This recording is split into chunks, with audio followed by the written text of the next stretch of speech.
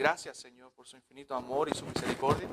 Gracias, Padre, por Cristo, Señor, que nos llamó, dice su palabra, de las tinieblas a su luz admirable. Gracias, Padre, porque usted nos ha hecho hijos suyos, Padre, y hoy podemos estar reunidos para adorar su nombre, Señor, y para aprender de su palabra. Edifíquenos a través de su Espíritu Santo en esta mañana, Señor, y que todo lo que hagamos y digamos sea, Señor, para honra y gloria suya. Amén. Edifica a su pueblo, por favor, Señor, en los méritos de Cristo, nuestro Salvador. Amén. Amén. Ya, 2 Timoteo capítulo 2, verso 15. Voy a pedir que me ayuden con pasajes. Vamos a ver varios pasajes al principio, en la parte teórica. 2 Timoteo 2.15, un tremendo pasaje de la Escritura que nosotros los predicadores debemos recordar siempre. Amén, siempre. De hecho, creo que los libros que más debe leer un predicador, o sea, toda la Biblia, pero debe estar recordando constantemente es Timoteo y Tito, ¿cierto? Las cartas pastorales de Pablo a Timoteo y a Tito. Y en el capítulo 2 de 2 Timoteo, versículo 15, dice, procura con diligencia presentarte a Dios aprobado, como obrero que no tiene de qué avergonzarse y que usa bien la palabra de verdad. Amén. Un hombre de Dios, ¿cierto? Y es el deber de todo cristiano también, debe procurar con diligencia presentarse a Dios aprobado, como un obrero que no tiene de qué avergonzarse, pero que usa bien la palabra de verdad.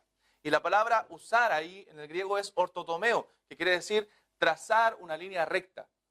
O sea, cortar derechamente la palabra de Dios. No desviarse, no irse a otros lados, sino trazarla rectamente. Que usa bien es que traza recto la palabra de verdad. Amén. Entonces, hermanos, somos llamados nosotros a usar bien la palabra de verdad. O sea que también se puede tergiversar. Satanás tergiversa la Escritura. Amén. Él la tergiversa, él la desvía, él no la traza bien, no la usa bien. Pero un siervo de Dios, un hijo de Dios, debe trazar bien, debe usar bien la palabra de verdad. De hecho, hay otra revisión de la Biblia que dice trazar rectamente, que traza rectamente la palabra de verdad. Ese es el significado original del texto, que traza rectamente la palabra de verdad. Entonces, hermanos, hoy día estamos en tiempo donde la gente, y a los cristianos en general, no les gusta el estudio bíblico. Se conforman, ¿cierto?, con lo básico, se conforman con leer las Escrituras simplemente. Pero nosotros, hermanos, somos llamados a profundizar en las Escrituras, a conocer más de Dios. R.C. Sproul dice, ¿cuál es el problema hoy día de la iglesia? El problema más grande de la iglesia, el problema es que la iglesia, dice él, no conoce a su Dios. ¿Y por qué la iglesia no conoce a su Dios? Porque la iglesia no pasa tiempo en las Escrituras. Porque la iglesia no profundiza en la palabra de Dios. Es por eso que no conocemos a Dios. Y el que conocemos es el que simplemente leemos rápidamente, ¿cierto? Y hacemos en nuestra vida un Dios pequeñito, ¿cierto? Un Dios que está al servicio del hombre. Y tenemos un evangelio antropocéntrico, ¿cierto? Centrado en el hombre y no centrado en la gloria de Dios y en el poder de Dios y en la soberanía de Dios. Entonces, hermanos, debemos hacer del estudio de la Biblia algo más personal y algo más profundo. Amén. No solamente el estudio es para los que están en el liderazgo o para los que enseñan la palabra, es para todo creyente. Somos llamados a estudiar la palabra de Dios, a escudriñar las Escrituras, a profundizar en las Escrituras. Entonces hay 5 cosas que debemos nosotros practicar con la Escritura. Número 1, 5 cosas que cómo podemos alimentarnos en la Escritura. Primero, oyendo la palabra. Yo les compartí a los hermanos del discipulado un poco acerca de esto. Oyendo la palabra, leyendo la palabra, estudiando la palabra, memorizando la palabra y meditando la palabra. Podemos hacer esas 5 cosas, pero a veces nos conformamos con una. Usted puede oír la palabra, ¿cierto? Dice Romanos capítulo 10, verso 14, ¿y cómo oirán sin haber que les predique? O sea, usted primeramente, si se convirtió en una iglesia, oyó la palabra. Usted hoy día está oyendo la palabra de Dios. Así también podemos alimentarnos, oyendo la palabra. Quizás cuando oye un sermón, escucha una prédica, ¿cierto?, en internet, usted está alimentándose, está oyendo la palabra. También podemos leer la palabra. Miren lo que dice Deuteronomio capítulo 17, verso 9. Deuteronomio 17, verso 9. Si alguien lo tiene, lo lee rápidamente.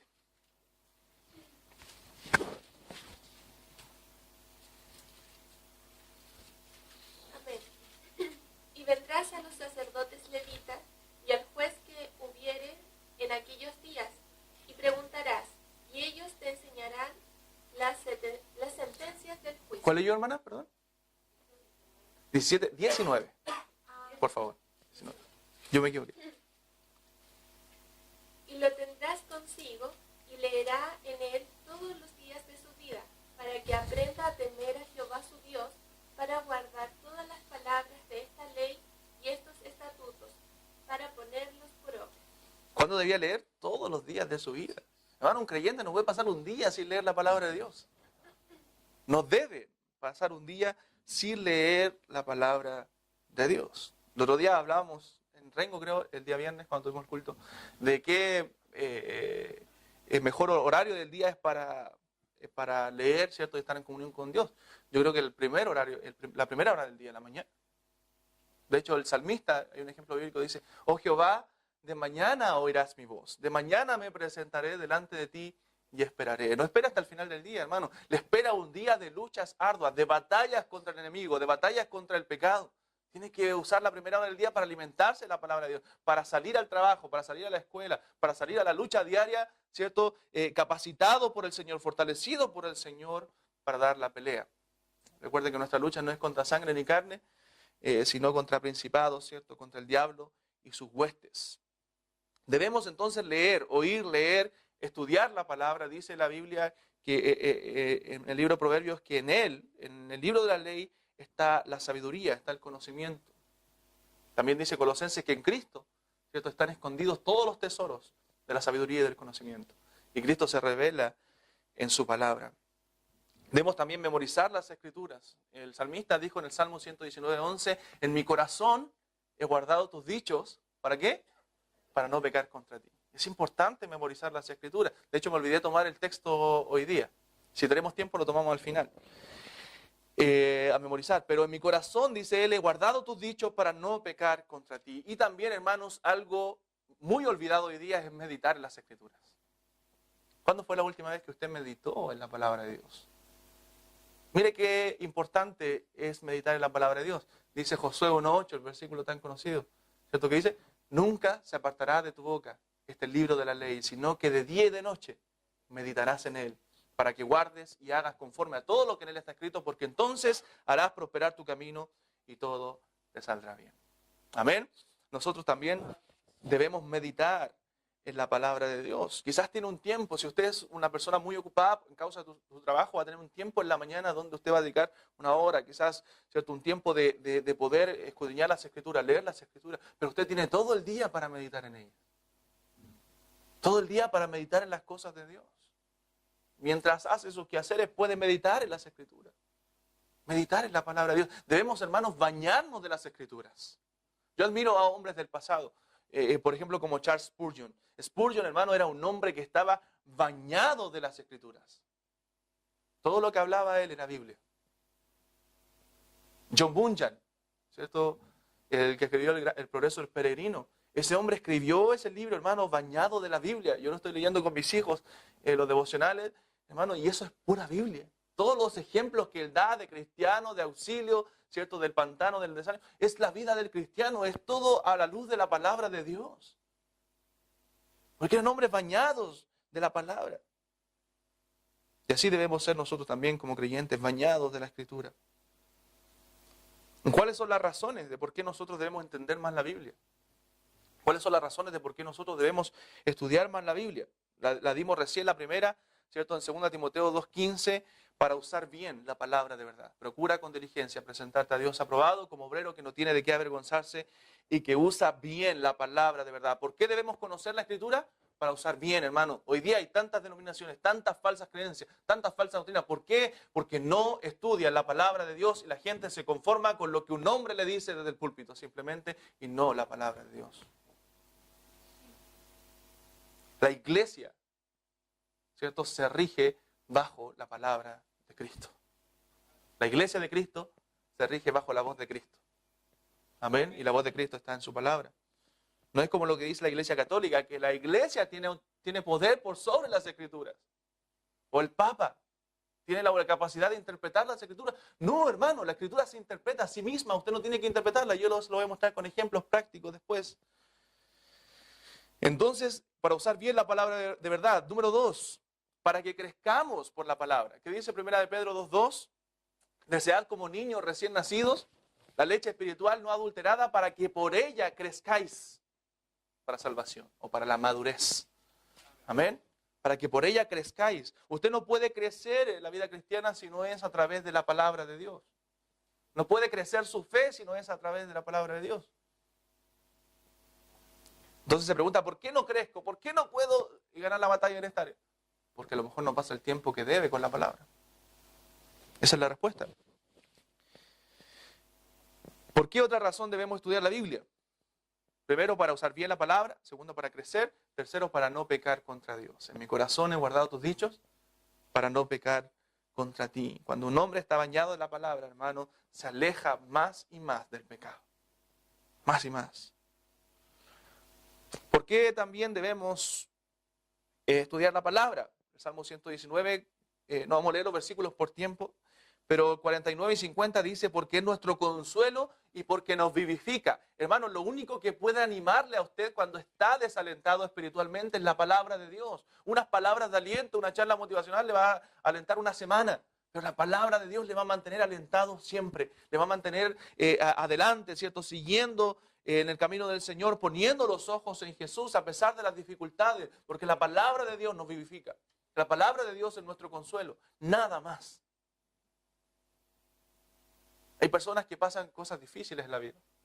Y uno a veces trata de buscar las palabras, ¿cierto? Cuando muere un ser querido, cuando hay una enfermedad.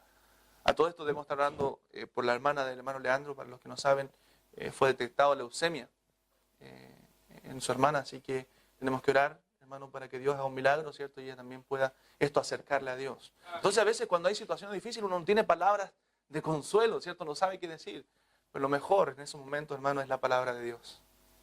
No hay mayor consuelo que ese. La palabra de Dios. ¿Cuántas veces nos hemos alentado a través de su palabra en esos momentos difíciles de la vida? Solo su palabra puede vivificarnos en nuestro consuelo. Y también, hermanos, el Salmo 119, 105, dice, porque es la luz de nuestro camino. ¿Quiere andar por el camino correcto? Aférrese a la palabra de Dios. Lámpara es a mis pies tu palabra y lumbrera a mi camino. Entonces, hermanos, creamos en el poder de Dios. Creamos en el poder de la Escritura. Hermano, este libro tiene un poder sobrenatural, un poder maravilloso, un poder que desciende de Dios. Es la palabra de Dios. Esa palabra que en el principio, en el Génesis, ¿cierto?, creó los cielos y la tierra de la nada. Como decía un pastor el otro día, de la nada le obedeció a Dios. De la nada Dios hizo todo. Y Dios dijo, sea la luz y fue la luz. Y dice Hebreos capítulo 11 que por su palabra entendemos haber sido constituido el universo. Por su palabra. Ese es el poder. El poder de la palabra de Dios es capaz de resucitar muertos. Lázaro, ven fuera. Y Lázaro vivió. Así hace, ¿cierto?, en las vidas espirituales. Así lo hizo en nuestra vida. Cuando estábamos muertos en nuestros delitos y pecados, la palabra de Dios nos dio vida, nos vivificó, nos resucitó. Nos llamó de las tinieblas a su luz. Nos pasó de muerte a vida, dice la Escritura. Ese es el poder de la palabra de Dios. Por eso la Escritura es suficiente. Hermano, usted no puede convertir a la gente con su palabra. Memorice la palabra de Dios. Lea la palabra de Dios. Predique la palabra de Dios y la gente se va a convertir. Porque la palabra de Dios es la que salva.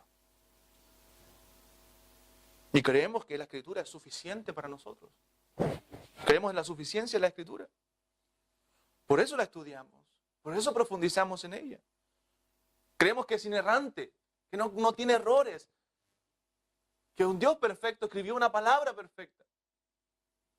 Y dice 2 Timoteo 3:16, toda la Escritura es inspirada por Dios. Y útil para enseñar, para corregir, para redarguir y para instruir en justicia. ¿Con qué propósito? Dice, a fin de que el hombre de Dios sea perfecto, enteramente preparado para toda buena obra. Amén.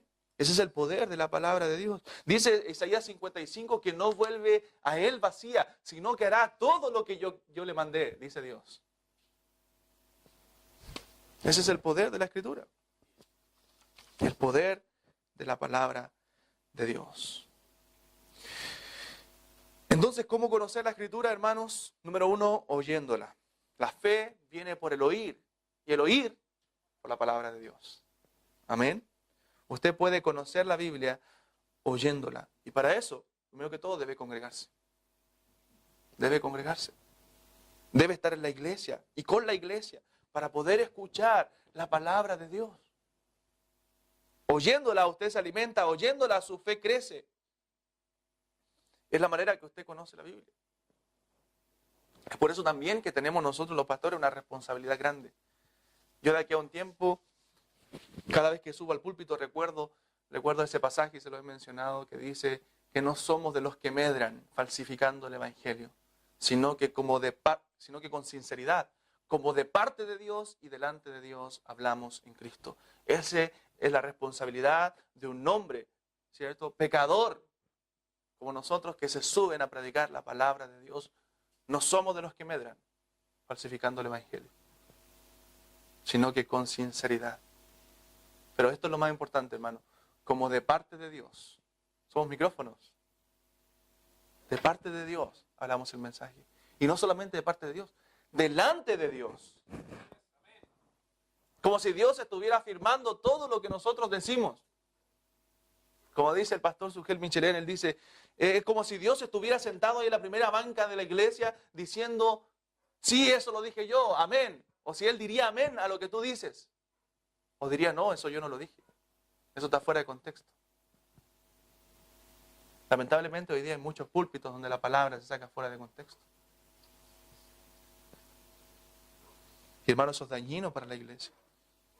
La iglesia aprende, la iglesia se edifica a través de los dones que Dios ha dado a la iglesia, pastores, maestros, para la edificación del cuerpo de Cristo. Pero si no hay una palabra fiel desde el púlpito, la gente no va a poder aprender a conocer la Escritura. Leyéndola también, Apocalipsis 1:3 dice, bienaventurado el que lee las palabras de esta profecía. Cada día nos alimentamos también leyendo la palabra de Dios. Eso nos ayudará a crecer, a conocer más la Biblia. De hecho, aconsejamos a leer la Biblia una vez al año por lo menos. ¿Cierto? Una vez al año. Por último, cada 2 años. Si usted lee 2 capítulos diarios, va a leerla en 2 años. Pero haga el intento, son 4 capítulos diarios para poder leer la Biblia una vez al año completa. Comienza en Génesis, termina en Apocalipsis, sea ordenado, sistemático, para que vea el plan de redención de Dios desde el Génesis hasta el Apocalipsis en la Escritura. Y también, hermanos, estudiándola. Debemos ser como los hermanos de Berea, ¿cierto? Miren lo que dice Hechos 17:11, si alguien lo encuentra.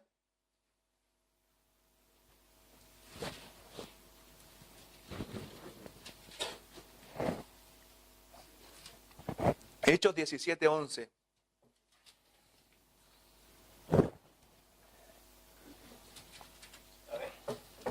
Amén, hermano. Y estos eran los nobles de los que estaban en Tesalónica, pues recibieron la palabra con toda solicitud, estudiando cada día las Escrituras para ver si esas cosas eran las. Amén. Hermanos, aquí hay 2 ejemplos. Voy a poner 2 ejemplos. Por ejemplo, los hermanos de Berea. Nosotros debemos ser como los hermanos de Berea, que con toda solicitud recibieron la palabra que les fue predicada. Ellos no escudriñaban la Biblia para ver si las cosas que les enseñaban eran así porque cuestionaban a sus líderes. No, sino porque ellos querían conocer más de Dios. Porque dice que primero recibieron la palabra con toda solicitud y luego fueron también a escudriñar para ver si las cosas que les enseñaban eran así, para un conocimiento más profundo de Dios. Uno como predicador siempre escucha, o no, a veces escucha, oh, que estuvo bueno el mensaje, oh, que fue bonito el mensaje. Pero eso no es importante, hermano. Lo importante es si ese mensaje de la palabra de Dios va a causar un impacto en su vida, si va a causar una transformación en su vida, si va a cambiar su vida. Yo puedo decir, es muy bonito todo, pero dejarlo ahí. La palabra de Dios es hermosa. Pero la pregunta es si yo lo voy a poner en práctica en mi vida. Eso va a decir si el mensaje fue potente o no en su vida.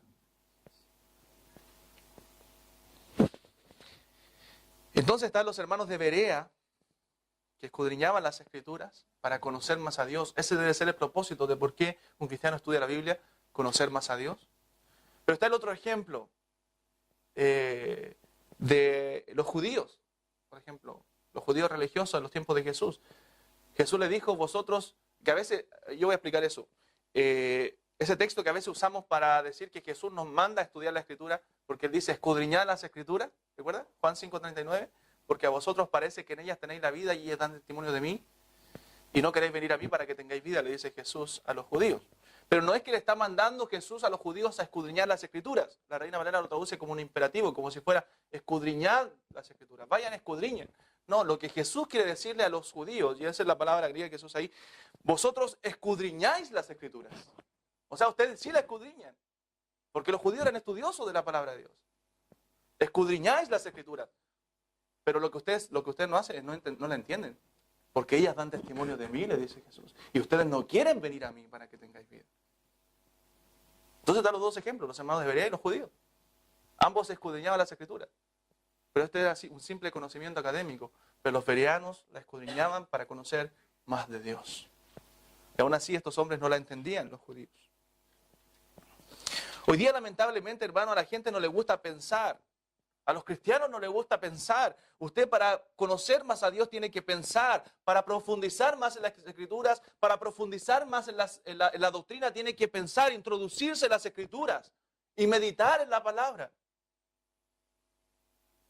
No me gusta cuando converso con hermanos acerca de doctrina y me dicen, no, pero este texto dice, pero solamente leyéndolo. Usted tiene que estudiarlo, hermano. Si usted va a hablar de alguna doctrina, usted no puede conformarse con leer la Biblia. Usted tiene que profundizar en la Escritura. Profundizar, ver qué la Biblia o qué la palabra de Dios en todos los textos, en todos los libros dice con respecto a esa doctrina. Así usted puede sacar una conclusión. Así usted puede defender la Escritura. Y también memorizándola. ¿Cierto? El Salmo 119:9 dice, ¿con qué limpiará el joven su camino? Con guardar tu palabra. Y el 11 dice, mi corazón he guardado tus dichos para no pecar contra ti. La memorización de las Escrituras nos ayudará, hermano, en nuestro crecimiento espiritual. Jesús usó las Escrituras también, ¿cierto?, para vencer al diablo. El Salmo 1, ¿cierto?, ese precioso salmo que todos conocemos, dice, bienaventurado el varón que no anduvo en consejo de malos, ni estuvo en camino de pecadores, ni en silla de escarnecedores asentado, sino que en la ley de Jehová está su delicia, y en su ley medita de día y de noche. Debemos meditar también en las Escrituras. ¿Qué es la meditación? La meditación, hermanos, es una piadosa reflexión de la Escritura con la mira al entendimiento y a la aplicación de ella en mi vida. Es una reflexión sobre la palabra de Dios, sobre lo que leí, ¿cierto?, sobre lo que estudié, con la mira de aplicar eso, de entenderlo primero, y lo vamos a ver después, y de aplicar eso a mi vida. Eso es reflexionar, eso es meditar en las Escrituras. Debemos meditar en ella para ser conforme más a Cristo. Amén, para ser conforme más al Señor. Porque la palabra de Dios, hermano, afecta toda nuestra vida, todas nuestras acciones. Y nos debe llevar su palabra a la gloria de Dios. Bueno, esa era la introducción para ir al estudio. Se llama este método inductivo de la Biblia. Ya es súper simple, no vamos a ver cosas tan profundas aquí. Es simplemente para que usted tenga una percepción más profunda cuando vaya a la palabra de Dios. Vamos a ver 4 pasos que nosotros debemos cumplir para llegar a este método de estudio de la Biblia. Obviamente debemos elegir un pasaje o un libro, no sé. Por ejemplo, el jueves comenzamos el estudio del libro de Ageo. Estamos estudiando los días jueves el libro de Ageo. Y yo el día jueves di una introducción de todo el libro de Ageo. Usted también puede estudiar todo un libro, ¿cierto? Si usted quiere, puede hacerlo, tiene que meterlo en el contexto histórico del libro para poder dar tener una noción general de lo que el libro quiere decir, de cuándo se escribió, etc. Pero si no, puede tomar un pasaje. Nosotros lo vamos a ver ahora con pasajes, no con libros. Algunos pasajes. Entonces, método de estudio inductivo de la Biblia. Primer paso, hermanos. El primer paso para el estudio de la Biblia es la preparación. Amén. Preparación. ¿Cómo nos preparamos nosotros para el estudio de la Biblia? Tomo la Biblia con confianza, ¿no? Yo tengo una capacidad mental tremenda, así que yo voy a leer la Biblia y sé que voy a entender inmediatamente. No, porque la Biblia es un libro espiritual. Amén. El hombre natural, ¿cierto? Naturalmente no se percibe las cosas que son del Espíritu de Dios. Entonces el primer paso es oración. Amén. Oración, pidiendo a Dios sabiduría, entendimiento para el estudio de la palabra de Dios. ¿Cierto? Para que Él abra nuestro entendimiento, abra nuestro corazón y nosotros podamos entender la palabra de Dios. Mire el Salmo 119, versículo 18. Me encanta ese pasaje de la palabra de Dios. Salmo 119, verso 18.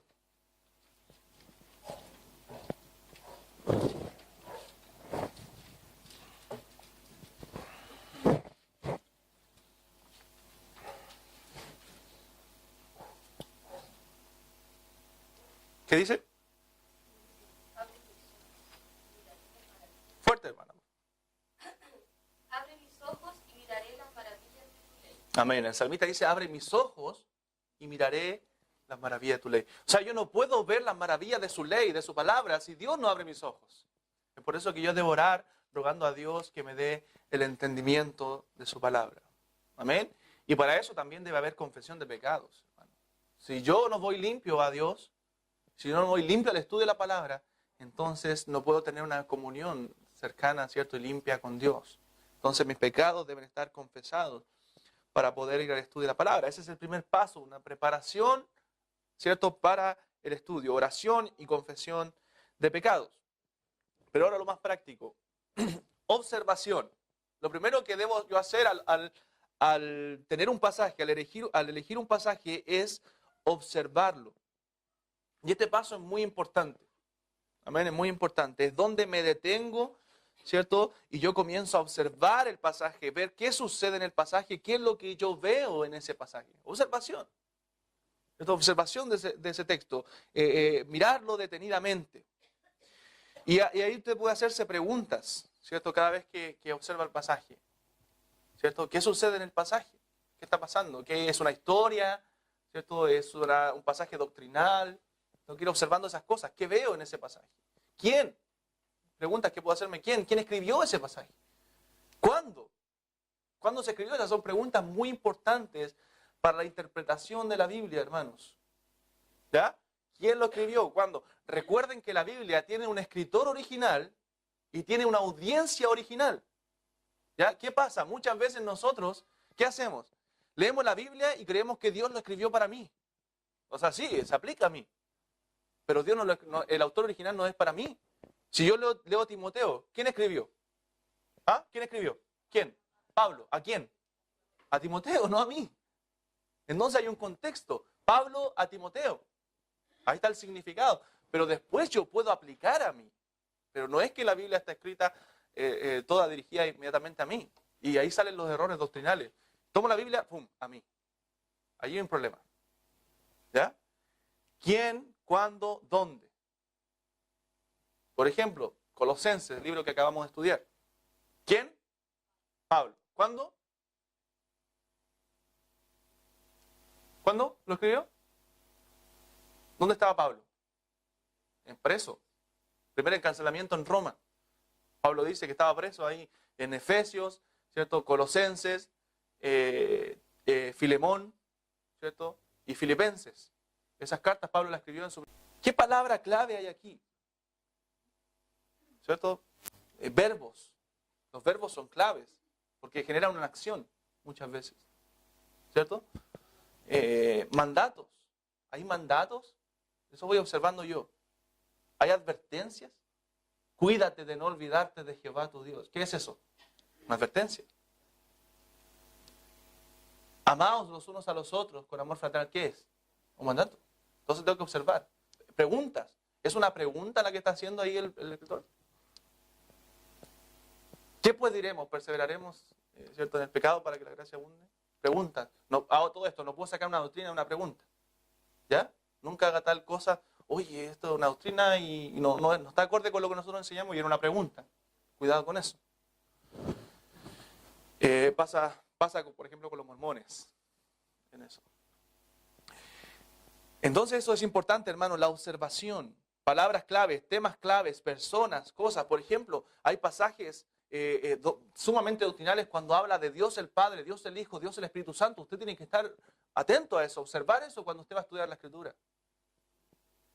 Mandatos, advertencias, palabras repetidas, comparaciones, las parábolas, preguntas, respuestas. Alguna cosa inusual o inesperada ahí en el texto. Observación, primer paso. Amén. Observación. Ahora usted observa esas cosas, pero todavía no tiene las respuestas.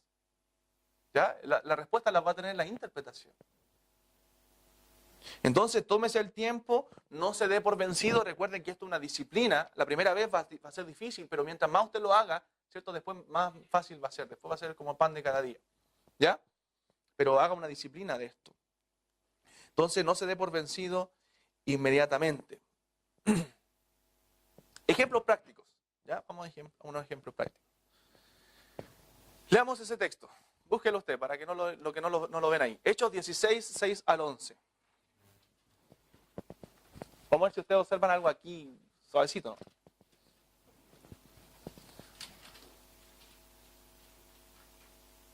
Si usted lo sabía de antes, no lo mencione. ¿Ya?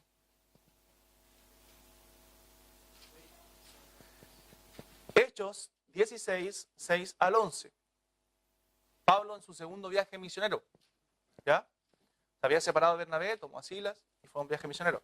Dice, y atravesando Frigia y la provincia de Galacia, les fue prohibido. Observe, que hay algo que usted pueda notar aquí. Yo quiero una sola cosa. Y atravesando Frigia y la provincia de Galacia, les fue prohibido por el Espíritu Santo hablar la palabra en Asia. Y cuando llegaron a Misia, intentaron ir a Bitinia, pero el Espíritu Santo no se lo permitió. Y pasando junto a Misia, descendieron a Troas, y se le mostró a Pablo una visión de noche, un varón macedonio. Estaba en pie rogándole y diciendo, pasa a Macedonia y ayúdanos. Cuando vio la visión, enseguida procuramos partir para Macedonia, dando por cierto que Dios nos llamaba para que les anunciásemos el Evangelio. Encarcelados ese es el título. Zarpando pues de Troas, vinimos con rumbo directo a Samotracia y al día siguiente a Neápolis. ¿Algo que puedan observar simplemente así, rápidamente?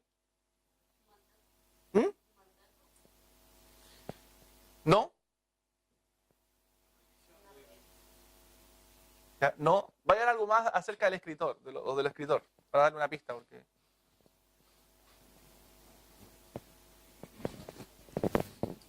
Ahora, Hechos es un libro histórico, un libro de transición, la iglesia cambiando todo, ¿cierto? En el nuevo pacto, comenzando. Entonces, no puedo hacerme toda la doctrina yo del libro de Hechos. Ojo con eso. La iglesia en proceso de transición, de cambios.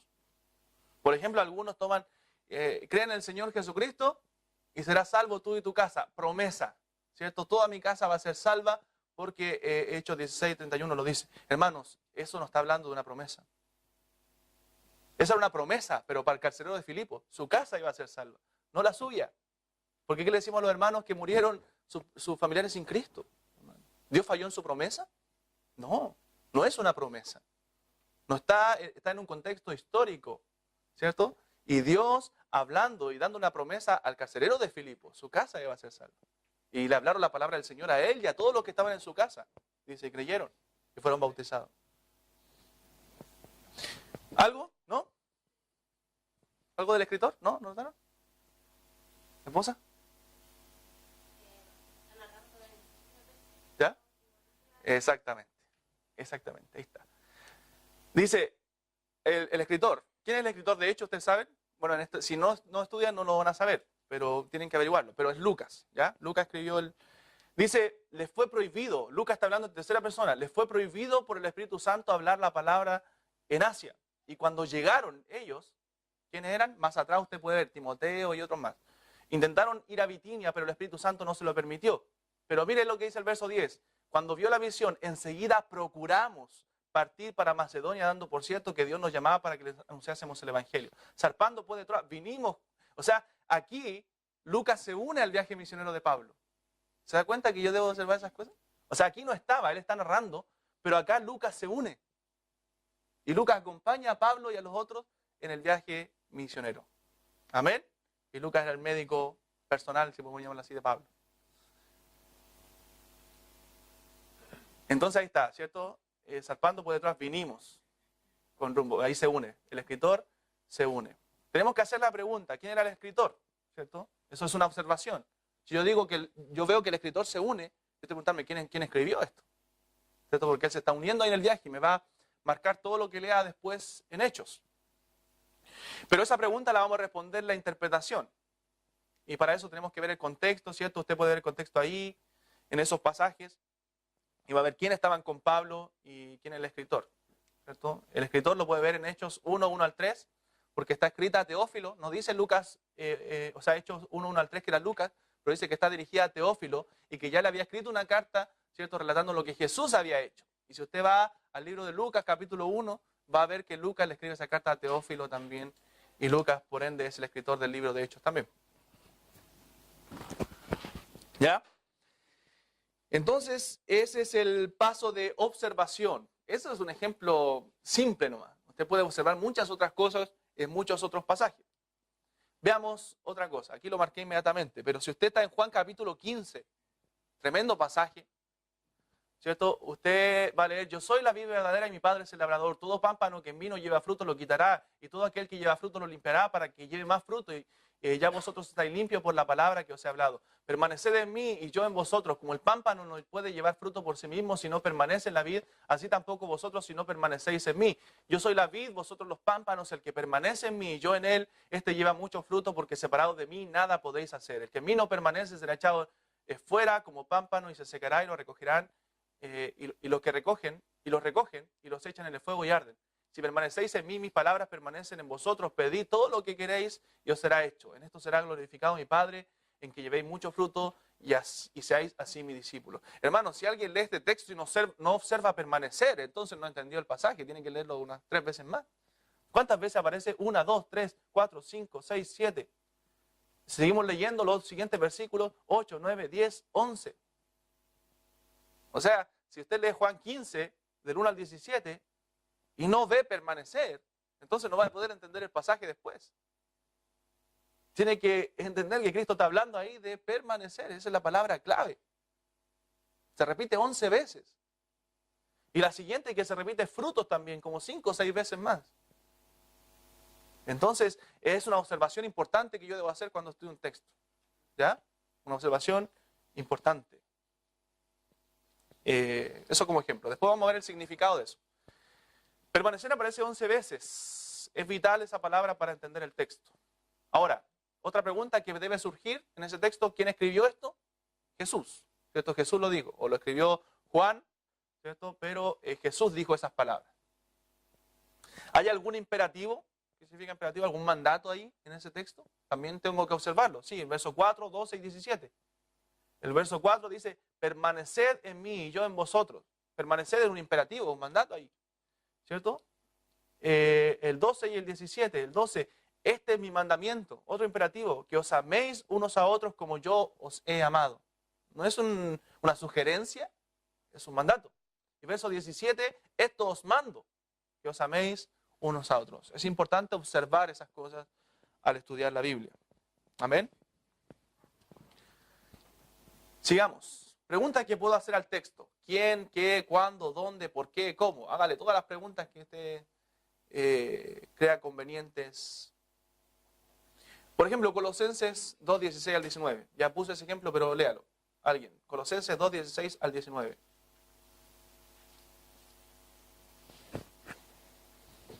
Le pongo Colosenses porque lo estudiamos, ¿cierto? Ya sabemos qué habla Colosenses. 16 al 19, 2.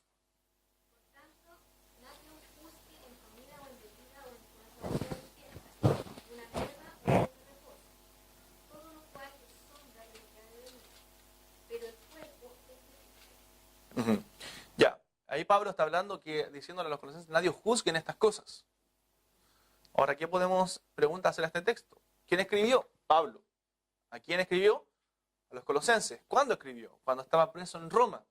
Entonces, recuerden que vimos que había un hombre que fue a visitar a Pablo, fue de Colosas hasta allá, hasta Roma, para contarle lo que había sucedido y las preocupaciones que habían. Y Pablo así escribió la carta a los colosenses para animar a los hermanos y que no se contaminaran.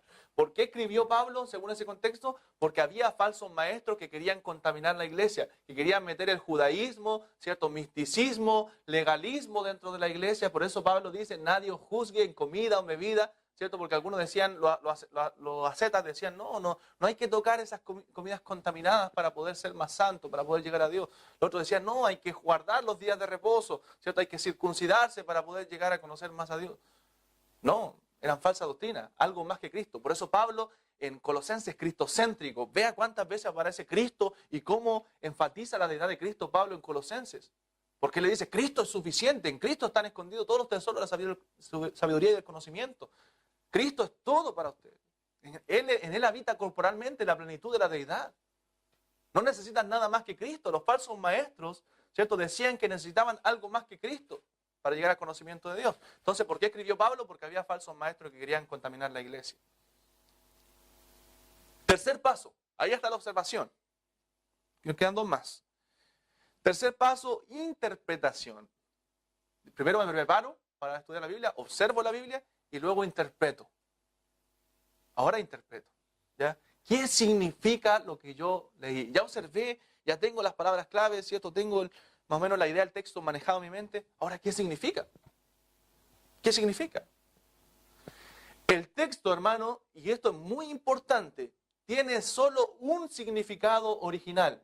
Un significado tiene la Biblia. ¿Ya? Ahora, las aplicaciones pueden ser más variadas. ¿Ya? Las aplicaciones pueden ser más. O sea, el significado es uno. ¿Qué quiso decir Dios en ese texto? Una sola cosa. De ahí que yo lo pueda aplicar a diversas áreas, ahí es distinto. Pero el significado es uno. ¿Ya? ¿Se entiende eso? ¿No? ¿Quién no entiende? ¿Quién dijo que no? ¿Quién dijo que no? ¿Para explicar? ¿No entiende? ¿Sí? Va, escuche, ¿no? Ya. Para encontrar la respuesta, yo puedo usar, hermanos, aquí, bueno, para buscar respuesta a las palabras y todo eso, diccionarios hay buenos. Ojalá un diccionario bíblico, es bueno tener un diccionario bíblico, concordancia, incluso comentarios. Algunos dicen, no, solo la Biblia. Y lo aprendíamos también allá en la conferencia. Solo la Biblia. Sí, nosotros creemos que la Biblia es la autoridad máxima, pero Dios también ha dado dones a la iglesia y hombres con capacidades, ¿cierto? Más allá de nosotros le ha dado Dios iluminación en muchas áreas más que nos pueden enseñar. Por eso están los libros, ¿cierto? Hay escritos donde Dios nos enseña a través de grandes hombres, ¿cierto?, que Él ha usado. Y a su palabra, nos enseña su palabra. Cuidado con confundir el significado original con la aplicación. ¿Ya? El significado del texto no es la aplicación. ¿Qué quiere decir Dios para mí? No. ¿Qué significa el texto? ¿Qué quiere decir ese texto en particular? ¿Cierto? Con el autor original y el receptor original. ¿Ya? Todavía no estoy aplicando a mi vida. Eso es el significado. Aquí hay que poner atención los verbos, nombres, títulos, días, fechas, usar herramientas, ¿cierto? Si puede hacerlo. Ahora, si quieren involucrarse un poco más en el griego, mucho mejor. En el caso de los pastores lo hacemos, ¿cierto? Consultar al griego es muy importante para nosotros, poder entender más el texto y dar más claridad. Juan 15, del 1 al 17. Ya después de haber estudiado, de haber sacado todo eso, los significados, ¿cuál es la interpretación de ese texto? Y aquí está, yo noté algo simple. Cristo enseña a sus discípulos que la preocupación de ellos no debe estar en llevar fruto. ¿Cuántos de nosotros a veces nos preocupamos en llevar fruto? No debe estar la preocupación en llevar fruto, sino en ¿qué? Permanecer. Por algo aparece 11 veces la palabra. Esa es la preocupación que deben tener los discípulos, los cristianos. Permanecer en el Señor. Separados de mí, dice, nada podéis hacer. Eso es clave en el texto. Permanecer. No llevar fruto, permanecer. El que permanece en Él, ¿qué pasa? Lleva naturalmente fruto. Corte una rama del árbol. ¿Esto va a llevar fruto ahí en el suelo? No. ¿Cuándo va a llevar fruto naturalmente? Cuando permanezca en el tronco. Yo soy la vid, vosotros los pámpanos. El que en mí permanece lleva fruto. Separados de mí, nada podéis hacer. ¿Se dan cuenta? Ya estoy sacando el significado del texto. Entonces yo puedo decir, no hay que llevar fruto, ¿cierto? Si no tomo en cuenta la palabra permanecer. Tengo que preocuparme, forzarme en llevar fruto. No, permanecer es la clave. Ese fruto tiene relación con el amor por los unos por los otros, ¿cierto? También. Aún no aplico a mi vida. Yo estoy sacando el significado del texto. ¿Qué quiso decirle Jesús a sus discípulos? ¿Ya? No a mí todavía, a sus discípulos. Ese es el significado de Juan. Colosenses, todo el que leímos. Pablo escribe desde la prisión a los colosenses que no se dejaran engañar por falsos maestros que le decían que necesitaban algo más que Cristo para su salvación y santificación.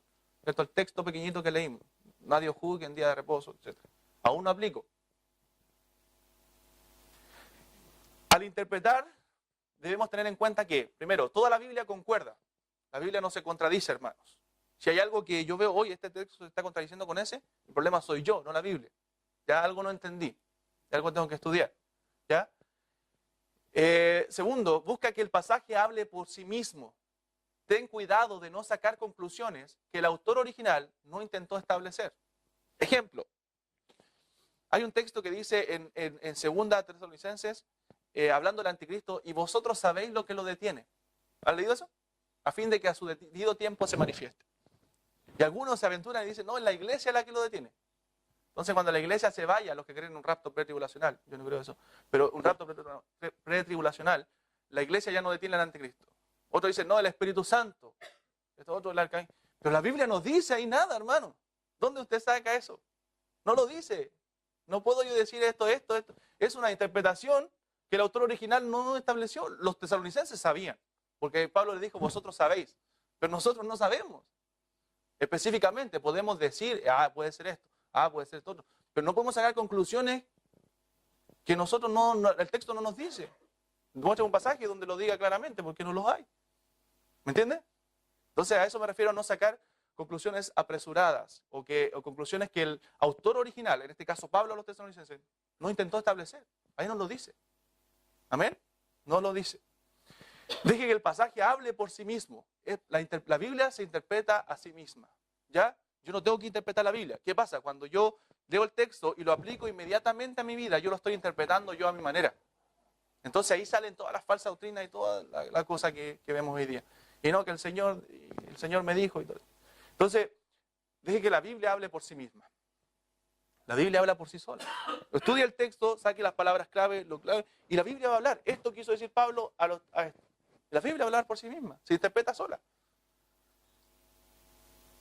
Y ahora, al final, el cuarto y último paso, ¿qué es? Aplicación. Ahora, ya que yo ya sé el significado del texto, Dios me reveló, o me iluminó, mejor dicho, el texto, yo ya sé lo que dice, ahora yo puedo aplicar a mi vida. Ahora recién. Algunos saltan todos estos pasos e inmediatamente van a la aplicación. Eso es extremadamente, hermano, peligroso. Porque lo más probable es que saque el texto fuera de contexto. ¿Y cuál es la pregunta que debo hacerme en la aplicación? ¿Qué efecto tendrá esto en mi vida? Ahora que yo ya sé el significado de Juan 15, ¿qué efecto tiene en mi vida? Ya sé que Cristo le mandó a sus discípulos a permanecer y que naturalmente al permanecer van a llevar fruto. Entonces, ¿qué enseñanza saco yo de ahí? Y esta parte del proceso de estudio de la Biblia toma la verdad que ya ha sido observada y busca la forma de incorporarla en la práctica cada día de tu vida. Ahora que usted sacó la enseñanza, usted lleva eso a la práctica en su vida, la aplica a su vida y la lleva a la práctica. El significado era uno. El significado no era para mí, era de Pablo a los colosenses, de Cristo a sus discípulos, ¿cierto? Pero la aplicación yo la hago mía. ¿Amén? ¿Se entiende? ¿Cuál es la interpretación de Juan 15, 1 al 17? O sea, la aplicación, le puse interpretación ahí. La aplicación. Debo permanecer afianzado en Cristo. Separado de Él, nada puedo hacer. Solo si permanezco en Cristo podré llevar fruto y amar a mis hermanos y prójimos como Él manda. Por ejemplo, una aplicación simple. Pero ahora yo lo aplico, que yo ya sé lo que Cristo quiso decir. Colosenses 2, 16 al 19, el texto. Debo cuidarme de las falsas doctrinas. Debo entender que en Cristo lo tengo todo. No necesito añadir nada más. Las falsas doctrinas siempre exigirán algo más. Alguna obra aparte de la de Cristo. ¿Quiere descubrir una falsa doctrina, una herejía, una secta? Ellos les van a pedir algo más que Cristo. Siempre. Estamos completos en Cristo. Completos en Él. Amén. Para tener en mente, hermanos, al aplicar, ¿ya? Cuando yo aplico el texto, tenga en mente pecados que dejar. El texto me puede estar hablando de eso. Pecados que dejar. O a lo mejor alguna promesa para confiar. ejemplos a seguir, mandatos que obedecer, riesgos a evitar. Hermanos, es importante también, y esto quizás lo vamos a ver más adelante o en una clase de hermenéutica, los géneros literarios de la Biblia. En la Biblia hay profecía, hay prosas, hay salmos, cánticos que son, hay libros doctrinales, cartas, etc. Hay géneros literarios. Por ejemplo, algunos, y también vuelvo a la conferencia que nos enseñó el pastor acerca de eso, a Proverbios, y todos lo toman como promesa en Proverbios. Y Proverbios no son promesas, son principios. Instruye al niño en su camino y aun cuando fuere viejo no se apartará. Es un principio, ¿cierto? Que normalmente se da cuando uno... Pero puede que en algún caso no pase. Dice, el Señor falló a su promesa. No, son principios bíblicos. ¿Cierto? Instruye al niño en su camino. O corrige a tu hijo y te dará descanso. Etcétera. La blanda respuesta quita la ira. Y el ejemplo que ponía yo la otra vez era de Sugel Michelin, que decía, la blanda respuesta quita la ira, más la palabra áspera hace subir el furor. ¿Cierto? Es un principio, pero no es una promesa. Porque él ponía el ejemplo de qué pasa si te vienen un ladrón a asaltar y a quitar el reloj y es violento. ¿Cierto? Tú le vas a decir, no, le vas a hablar lentamente, tranquilo. ¿Cierto? La blanda respuesta le va a quitar la ira a él. No, probablemente te asesine. ¿Cierto? Entonces son principios, no promesas. Entonces uno tiene que distinguir eso. De los salmos, los proverbios, las profecías, el lenguaje profético, de ciertos libros. Y los lenguajes, en los libros doctrinales también, o pasajes doctrinales. Pero eso ya más profundo. ¿Ya? Pero tenga en cuenta pecados que dejar, promesas para confiar, ejemplos a seguir, mandatos que obedecer y riesgos a evitar. ¿Ya? Riesgos a evitar. Por ejemplo, el Salmo 1, ejemplo. Bienaventurado el varón que no anduvo en consejo malo, ni estuvo en camino de pecadores, ni en silla de escarnecedores asentado. Ahí hay un riesgo a evitar. ¿Cierto? Etcétera. Y eso, hermanos, eso tenemos que tener en mente al aplicar. Si usted quiere después este PowerPoint, yo se lo puedo dar, enviar a un correo si quiere. Si quiere seguir estudiando. ¿Ya? Entonces, hay una sola interpretación de la Escritura, pero hay varias o variadas aplicaciones. Por ejemplo, a veces se da con el tema de las parábolas de Cristo, que se da mucho significado, pero tiene uno solo. El buen samaritano, por ejemplo, que a veces se toma para tanto significado, y que el sacerdote era la religión, ¿cierto? Y ¿qué más pasó por el samaritano? ¿Recuerdan? El judío era la ley, ¿cierto? El levita era la ley. No, hermano, el significado del texto es que Cristo enseñó eso para hacer bien al prójimo. Ahí está claro, ese es el único significado. Ahora yo veo cómo lo aplico a mi vida, ¿cierto? Pero el significado tenía que ver con el prójimo. Con el prójimo. Entonces, cuidado con las malas interpretaciones. Las aplicaciones, como les dije, pueden ser variadas. Por otro ejemplo, para terminar. Cristo en la tentación. Cristo es tentado por el diablo, ¿cierto? En Mateo capítulo 4. ¿Cierto? Y es tentado por el diablo, él vence al diablo con la Escritura. Y algunos, ¿cómo lo usamos? O lo usábamos. Nosotros tenemos que vencer la tentación así como Cristo la venció también en la cruz. Pero el significado original, esa puede ser una aplicación. El significado original de ese texto es que Cristo vino a hacer lo que Adán no hizo en el huerto del Edén. Adán pecó teniendo todas las bendiciones de Dios, ¿cierto? Siendo tentado por el diablo. Cristo pasando hambre 40 días después de haber ayunado, Él venció al diablo. Venció la muerte, dice la Biblia, el que tenía el imperio de la muerte. Ese es el significado del texto. La gloria de Cristo, la majestad de Cristo. Cristo como el segundo Adán, el segundo y más perfecto Adán. Adán, representación del pecado, ¿cierto? De todos los hombres, por cuanto todos pecaron, ¿cierto? Cristo representando a todos sus hijos. Cristo haciendo el trabajo que Adán no hizo.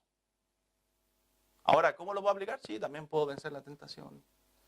Y obviamente también recuerden que debemos siempre mirar la Biblia con los lentes cristocéntricos. ¿Amén? Recuerden que Jesús dijo que toda la Escritura, ¿de quién habla? De Él. Cuando le dijo a los fariseos, vosotros escudriñáis la Escritura, pero ellas dan testimonio de mí. Y está hablando específicamente del Antiguo Testamento. Y a veces sacamos a Cristo del Antiguo Testamento, nunca lo mencionamos. Entonces, lentes cristocéntricos.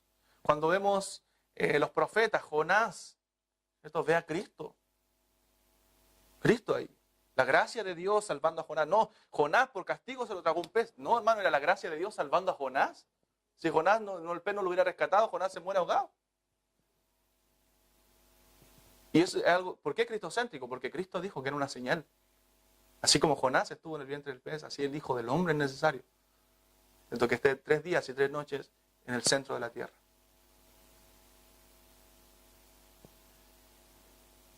La salida de Israel de Egipto, Cristo, ¿cierto? Dios salvando a su pueblo y Cristo, ¿cierto?, siendo derramado sobre el dintel y los postes de las casas de su pueblo. Cristo. David y Goliat, Cristo. No tenemos que ser como David y vencer los gigantes. Simplemente es una aplicación buena. El significado es Cristo. Nosotros éramos como el pueblo amedrentado. Cristo venció al gigante. A la muerte y al que tenía el imperio de la muerte. Al diablo. Entonces, hermanos, es una forma correcta de que la Biblia se interprete por sí sola o de interpretar la Biblia. Pero es bueno conocer la Biblia. Amén. Es importante conocer la Escritura, hermanos míos. Amén. Profundicemos en este libro maravilloso y que Dios abra nuestros ojos y nos ilumine y podamos ver su gloria y su majestad y ver cuán grande es nuestro Dios. Oramos. Eterno y soberano Dios, queremos agradecer.